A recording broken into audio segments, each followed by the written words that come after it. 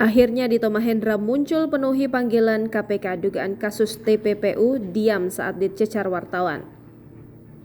Dito Mahendra akhirnya muncul penuhi panggilan KPK setelah beberapa kali mangkir. Dito Mahendra hadir memenuhi panggilan KPK terkait kasus dugaan tindak pidana pencucian uang atau TPPU yang menjerat ex-sekretaris MA Nur Hadi.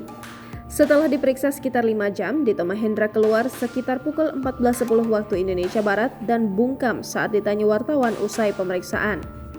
Tampak Dito yang mengenakan kemeja putih dan masker hitam pun terus membisu dan menolak untuk menjawab. Dito membisu tak menjawab sepatah kata pun pertanyaan yang dilontarkan awak media. Salah seorang pria yang diduga adalah salah satu ajudan Dito Mahendra pun berteriak memberi peringatan kepada wartawan yang terus mencecar dan mengerubungi kekasih Nindi Ayunda ini. Ia berusaha membuat wartawan minggir agar Dito bisa lewat.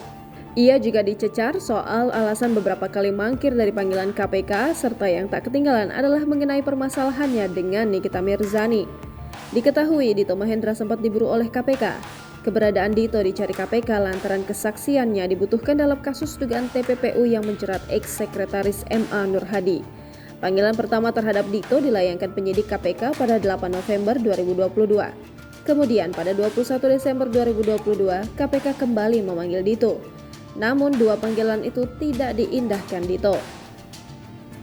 Adapun Nur Hadi merupakan terpidana kasus dugaan suap pengurusan perkara di MA. Setelah perkara tersebut divonis oleh pengadilan, KPK mengendus Nur Hadi menyamarkan harta kekayaan yang didapatkan dari korupsi. Ali mengatakan dalam pemeriksaan itu, penyidik KPK mengonfirmasi aset yang diduga masih berkaitan dengan Nur Hadi, termasuk diantaranya adalah kepemilikan 1 unit mobil. Menurut Ali, kendaraan tersebut merupakan sebagian aset yang bisa disampaikan KPK kepada publik.